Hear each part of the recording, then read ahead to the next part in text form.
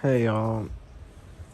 Um, I'm just in bed, and I got into another fight with my girlfriend, and it's how to explain this. It's not how it used to be, or how fights went before. Um, this fight was really the only fight me and my family have talked it through with, and it really it really opened my eyes on how they see my girlfriend, and they do think she's nice. They don't disapprove of her, but the one thing she does do that deduced is that I'm she has an effect on me that is deemed unhealthy, as in I have to change often for her.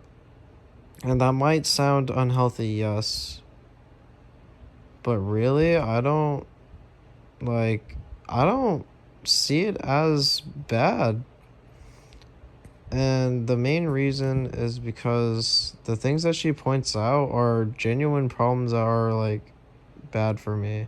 And to put this or to add perspective, I want to say what my sister said, where I'm not I'm not known to be on time to events, and my sister knows that.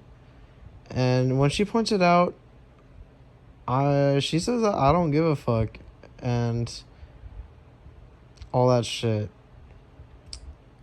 But when my girlfriend points it out, it's very important to her and she wants me to change. And the difference here is that when it comes to my sister, like, I feel like myself. Like, I feel awesome. I feel like Nathan. I feel like me. But when it's my girlfriend, when it comes to her, it feels like I'm trying to impersonate someone that's not me. But at the same time, I want to be that person because being late is not a good thing and it's not a good quality when it comes to life itself. And another one was my humor. Like, my humor it can be described as offensive, right? But my sister pointed out, like, it's funnier when it's me and my offensive humor as opposed to my offensive humor with my girlfriend, as it is offensive to her. And in retrospect, yeah, it literally is. So I changed that, and I see that as, like, a win, because why would I need to be immature with offensive humor, especially that satirizes her, race. But the dilemma here is that I'm changing for her in belief that it's going to make me a better person, while my sister believes that the change is unhealthy because it's diverging from what I truly am, what I've known to be. And this is a problem because after the fight, I desired to feel like myself again, like myself before I met her, like myself months in senior year of high school, because right now I'm a freshman in a relationship with her. Anyways, moving along. It's just a weird place to be in, and this fight is built on nonsense. It really is. So let's break it down. We arrived home from our vacation at probably like 2 a.m. and I had an English webpage blog due that I wanted to finish because or get started and finish because I have not touched it since I left for vacation. And I was also trying to multitask unpacking the dirty clothes and washing them. I ended up putting them all in my hamper, and me and my girlfriend had a chat. It was like a very short chat. It was like, because the hamper was full to the brim, she was like, don't overload the washer. And I was like, yeah, I'll do 2 loads. And apparently she mentioned to separate the whites and the darks. Now, obviously, that's how you do your laundry. Separates the whites and the coloreds. But what I typically do is I just throw everything on without sorting and just put on cold wash with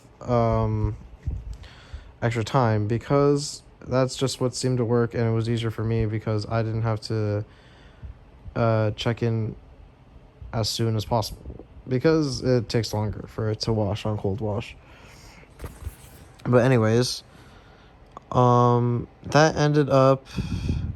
first load actually had her dress that she thrifted, and it ended up staining because I also had my black pants in it, which I should have seen in retrospect, and it really, like, obviously I should have just separated the whites and darks, but it's 3 a.m. and I'm focusing on, like, I really need to get back to my computer to type up my English webpage. So I'm basically just rushing. And I did disregard her. It seemed like I disregarded her, like, reminder to separate the whites and darks, because she said that so they wouldn't bleed over to her white dress. And yeah, it's my fault. Yeah, it's a mistake. And it was a dumb mistake. But it ended up cascading into her believing that I was just blatantly ignoring her, which I cannot wrap my head around. She's accusing me of something so uncharacteristic of me, and the conclusion is she doesn't trust me with her laundry anymore. Like, what the fuck?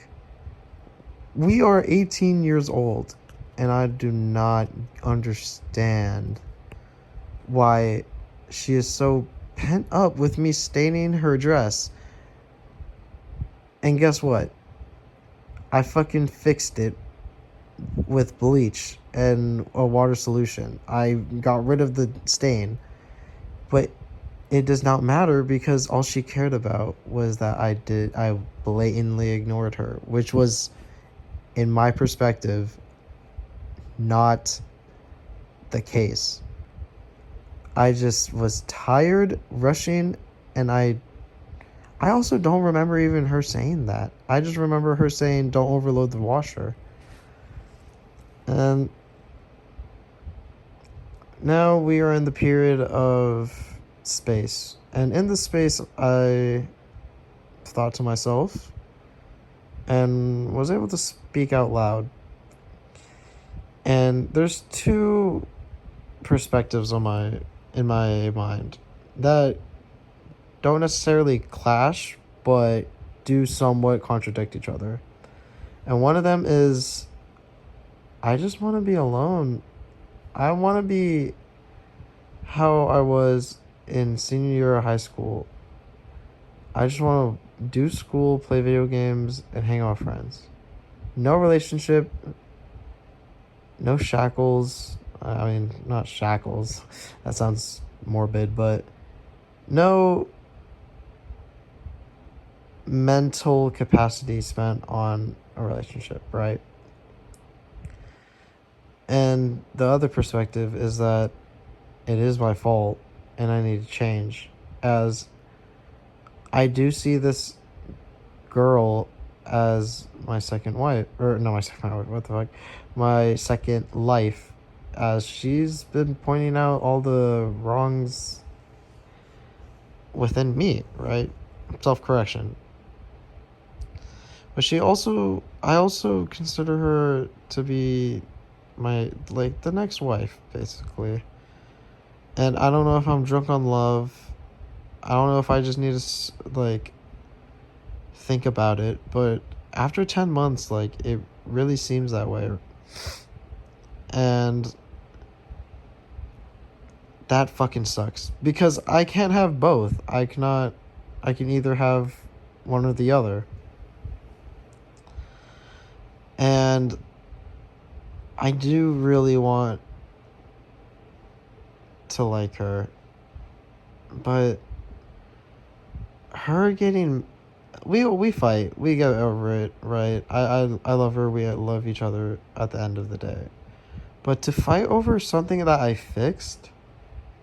and so minuscule as laundry? Like, that's the overarching argument here.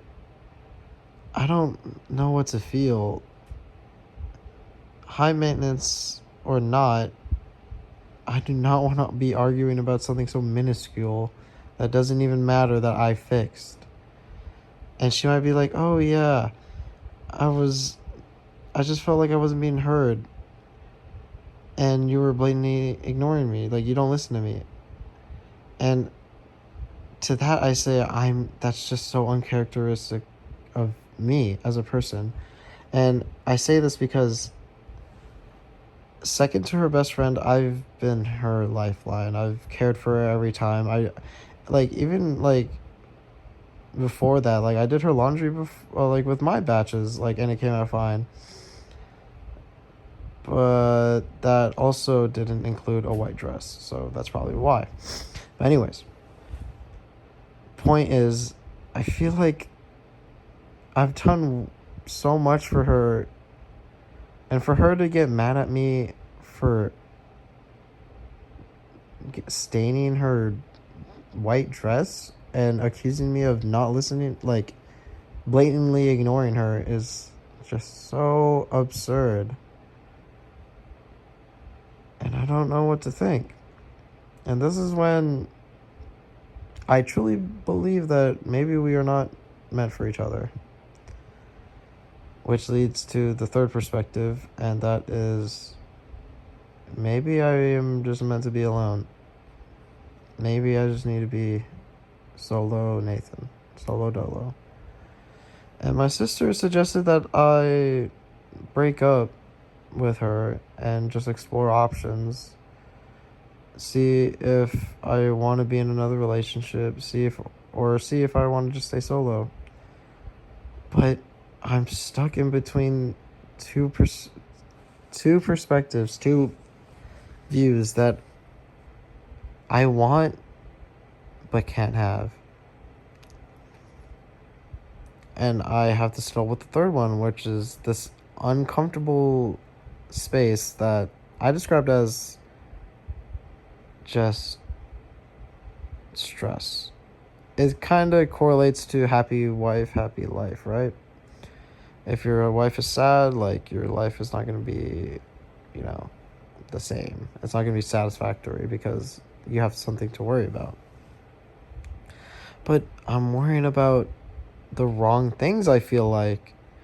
I'm 18. I have aspirations. I have dreams. I have college. I need to study. I need to do my work. But I also want to have fun. I want to learn things, like all of that. But to waste mental capacity over arguing